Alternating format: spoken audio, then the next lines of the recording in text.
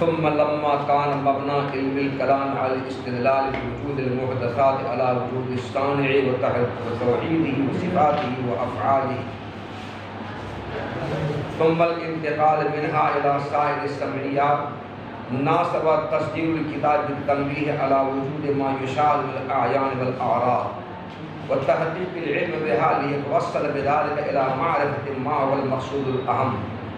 فقال قال أهل الحق حقائق الأشياء ثابتة والعلم بها متحقق خلافا للسوفسطائية. بچوں، متن کی عبارت ہے قال اہل الحق حقائق الاشیاء ثابتۃ والعلم بها متحقق خلافا للسوفسطائیۃ. یہ متن کی عبارت ہے. اس متن کی عبارت میں ماتن نے یہ کہا کہ اہل سنت والجماعت کا یہ کہنا ہے کہ دنیا میں اشیاء ثابت اور موجود ہیں اور ان اشیاء کے ثابت اور موجود ہونے کا دنیا کو علم بھی ہے. سوفسطائیہ ایک فرقہ ہے، اس کا اس میں اختلاف ہے. اس فرقے کا یہ کہنا ہے کہ نہ دنیا میں اشیاء ثابت اور موجود ہیں، نہ ان اشیاء کے ثابت اور موجود ہونے کا علم کسی کو ہے. یہ ماتن نے یہ کہا ہے. ماتن کی یہ کتاب علم کلام میں لکھی گئی ہے اور علم کلام میں مقصود بالذات مسائل اور مباحث اللہ تعالیٰ کی ذات، اللہ تعالیٰ کی صفات، اللہ تعالیٰ کی توحید اور اللہ تعالیٰ کے افعال. علم کلام میں یہی مباحث اور یہی مسائل مقصود بالذات ہیں. کیا ہیں؟ اللہ تعالیٰ کی ذات، اللہ تعالیٰ کی توحید، اللہ تعالیٰ کی صفات، اللہ تعالیٰ کے افعال. علم کلام میں مقصود بالذات مسائل اور مباحث یہی ہیں. تو عقائد نسبیہ کے مصنف نے اپنی اس کتاب کو اللہ کی ذات و صفات کے بیان سے شروع نہیں کیا، اللہ کے ایک ہونے کے بیان سے شروع نہیں کیا، اللہ کے افعال کے بیان سے شروع نہیں کیا، بلکہ عمر نصفی رحمۃ اللہ علیہ نے اپنی کتاب عقائد نسبیہ کو مقصود بالذات مسائل اور مباحث کے بیان سے شروع کرنے کے بجائے موجودات کے بیان سے شروع کیا. ماتن نے کہا کہ دنیا میں اشیاء موجود اور ثابت ہیں اور ان کے موجود ہونے کا ثابت اور علم بھی ہے. تو علم کلام کے مقصود بالذات مسائل جو کچھ ہیں، مصنف نے اپنی کتاب کا آغاز مقصود بالذات مسائل سے نہیں کیا بلکہ غیر مقصود بالذات مباحث کے بیان سے کیا. اور غیر مقصود بالذات کیا ہے؟ دنیا میں اشیاء موجود ہیں، ممکن ہیں، حادث ہیں، تو موجودات اور مخلوقات کے بیان سے اور ان موجودات اور مخلوقات کے علم ہونے کے بیان سے، ان موجودات اور مخلوقات کے حادث ہونے کے بیان سے انہوں نے اپنی کتاب کا آغاز کیا. ایسا کیوں کیا؟ یہ ہے سوال. یہ ہے سوال. اس کا جواب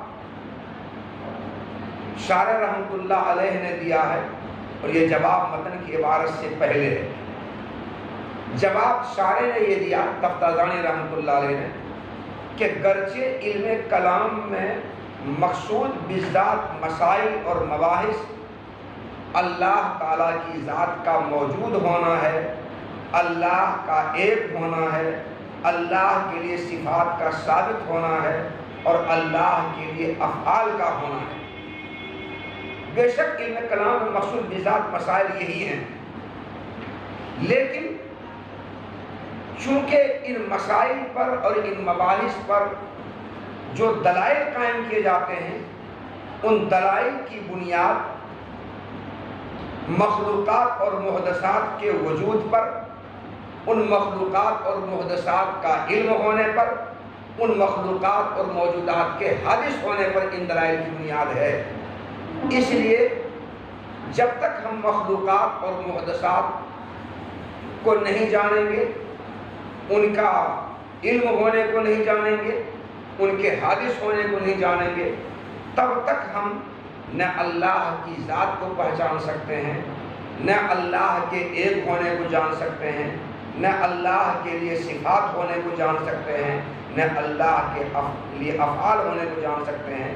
ہم ان میں سے کسی کو نہیں جان سکتے ہیں۔ تو چونکہ علم کلام کے جو مباحث اور مسائل ہیں ان پر جو دلائل دیے گئے ہیں، ان دلائل کی بنیاد موجودات اور مخلوقات کے وجود پر ہے، ان کے حادث ہونے پر ہے اور ان کے وجود کے علم ہونے پر ہے۔ اس لیے معطل رحمۃ اللہ علیہ نے، عمر نصفی رحمۃ اللہ علیہ نے اپنی کتاب کے آغاز میں سب سے پہلے ان مباحث اور ان موضوعات کو بیان کیا جن موضوعات اور مباحث کے جاننے پر مقصود بالذات مسائل اور مباحث کا جاننا موقوف ہے۔ اس لیے شروع میں عمر نصفی رحمۃ اللہ نے اپنی کتاب کا آغاز ان موجودات اور ان مخلوقات کے بیان سے کیا جو موجودات اور مخلوقات دنیا میں ثابت اور موجود ہیں اور وہ حادث ہیں اور ان کے موجود ہونے کا علم بھی ہے۔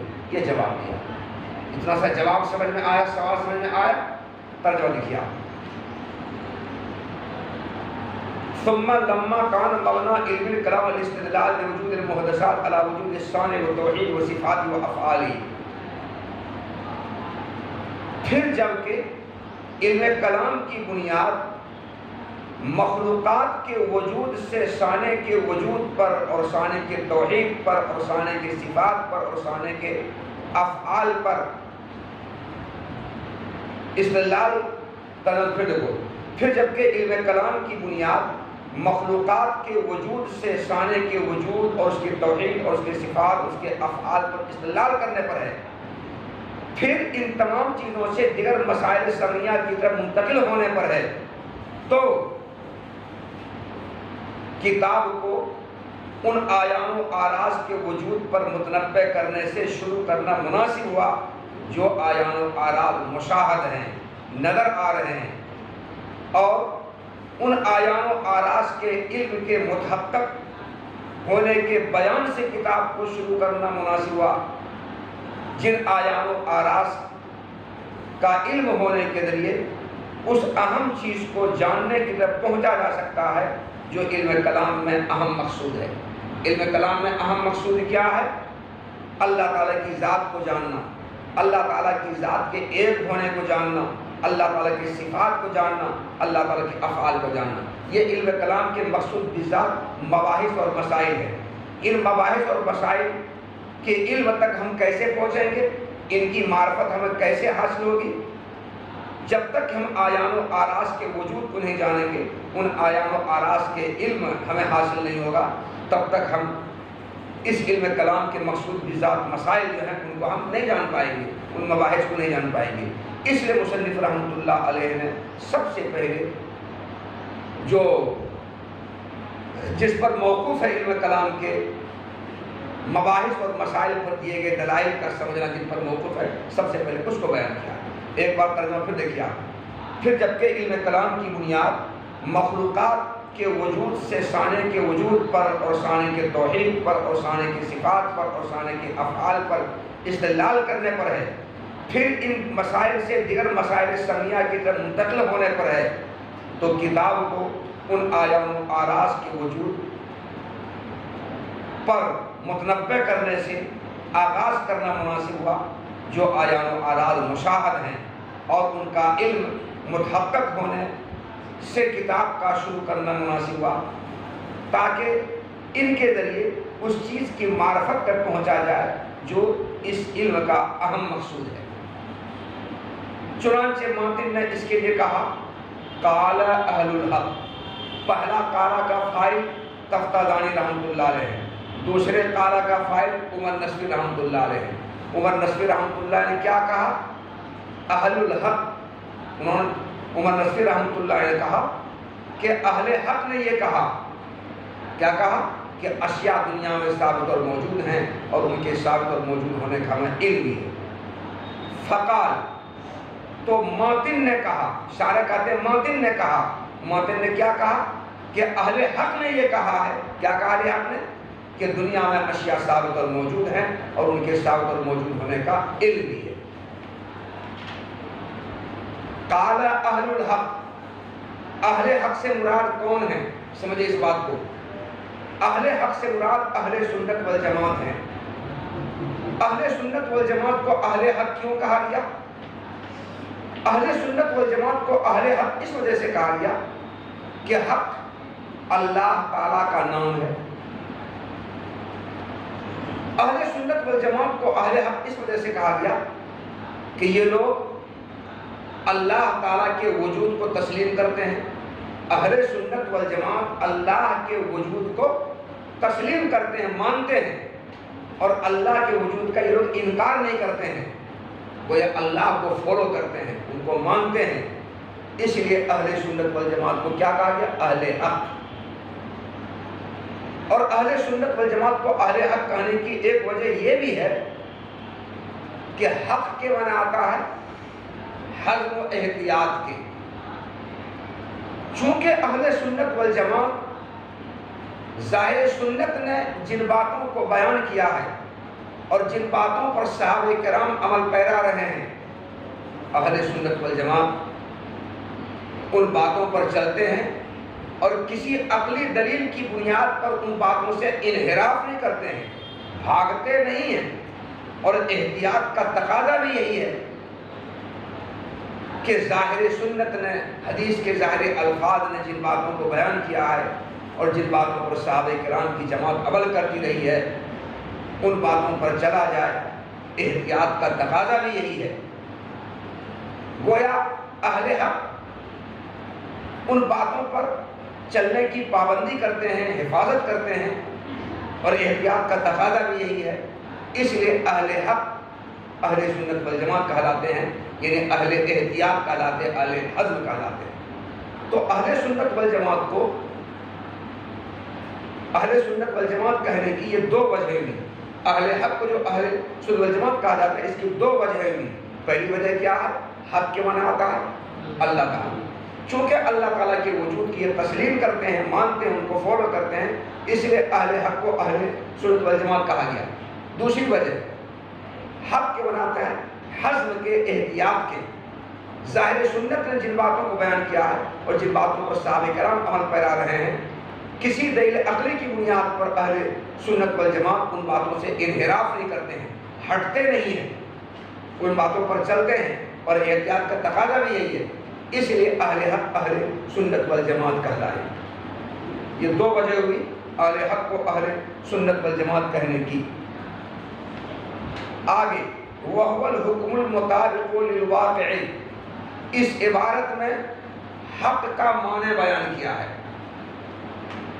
حق کا معنی بیان کیا ہے، حق کہتے ہیں کس کو؟ تو شارح تفتازانی رحمۃ اللہ نے فرمایا حق اس حکم کو کہا جاتا ہے جو واقع کے مطابق ہو۔ اب حکم کس کو کہا جاتا ہے اس کو سمجھیے آپ۔ ایک چیز کی دوسری چیز کی طرف ثبوتی یا سلبی نسبت کرنے کو حکم کہا جاتا ہے۔ پڑھا ہے آپ نے شرح تہذیب میں، ایک چیز کی دوسری چیز کی طرف ثبوتی یا سلبی نسبت کرنے کو حکم کہا جاتا ہے۔ اب یہ حکم اگر واقع کے مطابق ہے تو اس حکم کا واقع کے مطابق ہونے کو کیا کہیں گے؟ حق۔ کیا کہیں گے؟ حق۔ مثلا اللہ کا ایک ہونا یہ امر واقعی ہے، اللہ کا واحد ہونا، ایک ہونا امر واقعی ہے، سچی بات ہے، یہ ہے نا امر واقعی، سچی بات۔ اب ہم ایک جملہ بولتے ہیں، ہم کیا کہتے ہیں؟ اللہ واحد، تو اللہ کی طرف واحد کی نسبت کی گئی نا، تو اللہ کے واحد کی نسبت کی گئی، نسبت ثبوتی ہے، تو اللہ کو واحد کی نسبت کرنے کو اللہ واحد کہنے کو حکم کہیں گے، اور یہ حکم چونکہ واقع کے مطابق ہے، نفس الامر کے مطابق ہے، امر واقع کے مطابق ہے، اس لیے اللہ واحد کا واقع کے مطابق ہونا، امر واقع کے مطابق ہونا حق کہلائے گا۔ کیا کہلائے گا؟ یہ حق کہلائے گا۔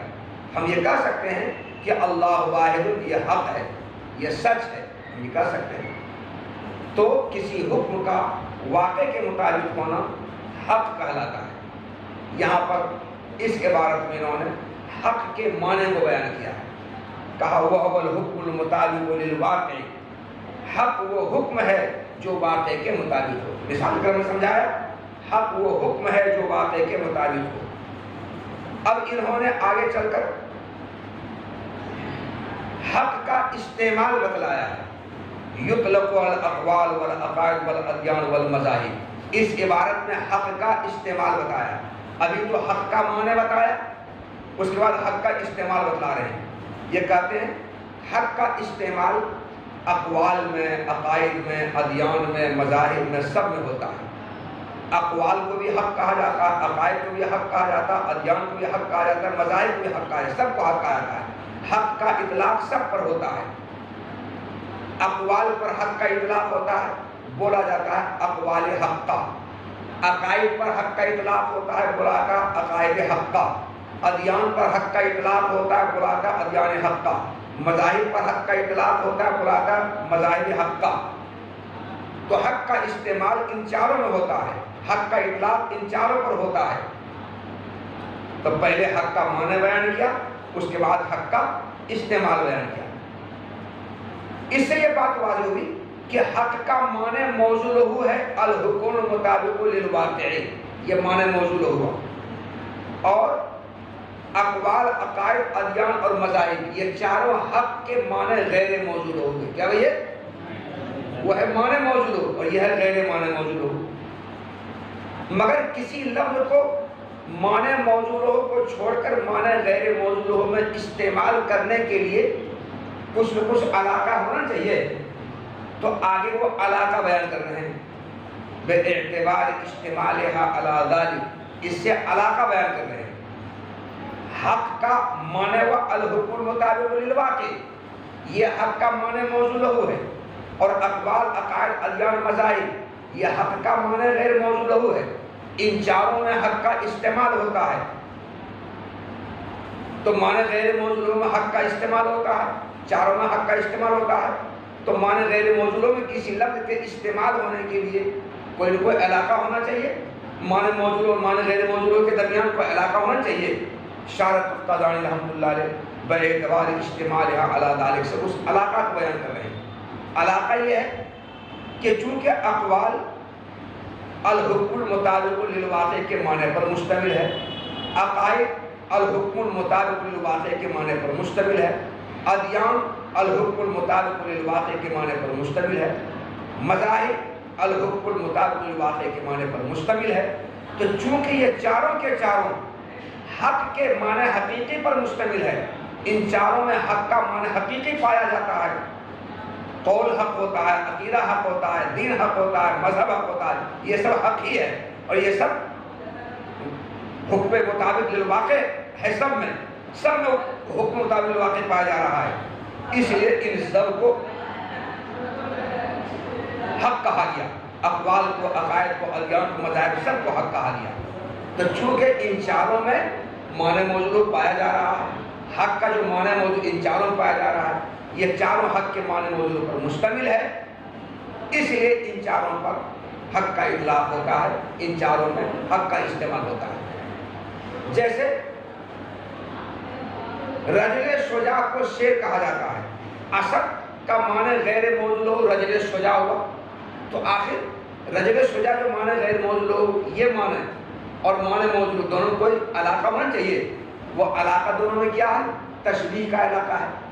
جس طرح شجاعت اور بہادری کس میں ہے؟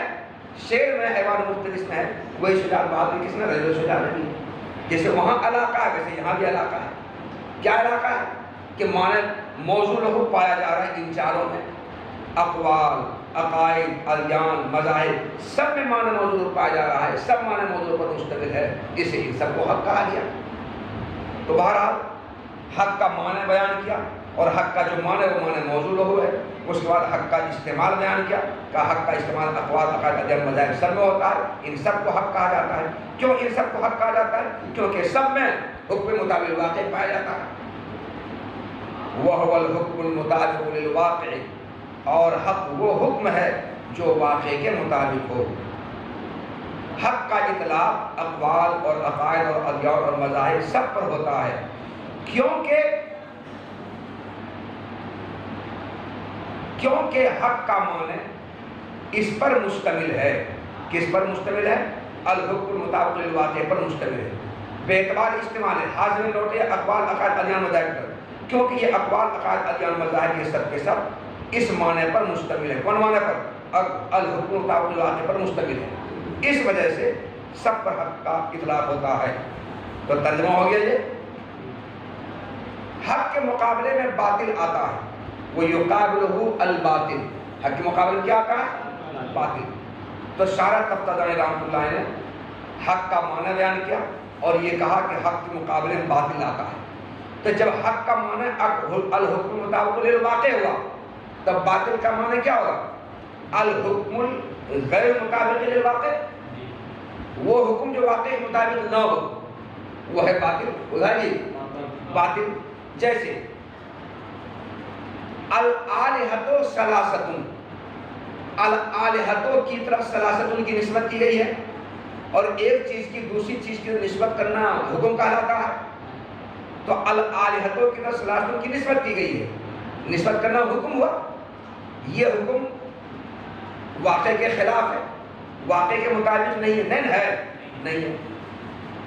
تو الآلہۃ ثلاثۃ میں ثلاثۃ کی نسبت الآلہہ کی طرف کرنا یہ امر واقعہ نہیں ہے، یہ خلاف واقعہ ہے، یہ خلاف سچائی ہے، صحیح نہیں ہے۔ تو یہ جو حکم اس میں ہے الآلہۃ ثلاثۃ میں، یہ حکم واقع کے مطابق ہے کہ واقع کے خلاف ہے؟ یہ حکم واقع کے مطابق واقع کے خلاف ہے، واقع کے مطابق نہیں، بولو کیا ہے؟ واقع کے خلاف ہے۔ جب واقع، اور جو حکم واقع کے خلاف ہو اس حکم کو کیا کہتے ہیں؟ باطل۔ اس لیے الآلہۃ ثلاثۃ میں جو حکم، یہ حکم باطل غلط ہے، الہ تین نہیں ہے بلکہ ایک ہے۔ وہ یقابلہ الباطل، اور حق کے مقابلے میں باطل آتا ہے۔ تو اتنی سی عبارت میں شارح تفتازانی رحمۃ اللہ علیہ نے حق کا معنی بیان کیا، حق کا استعمال بیان کیا، اور حق کا استعمال جن معنی میں ہوتا ہے ان معنی میں استعمال کی وجہ بیان کی، اور حق کے مقابلے میں جو لفظ استعمال ہوتا ہے اس کو بیان کیا۔ بس اتنے سے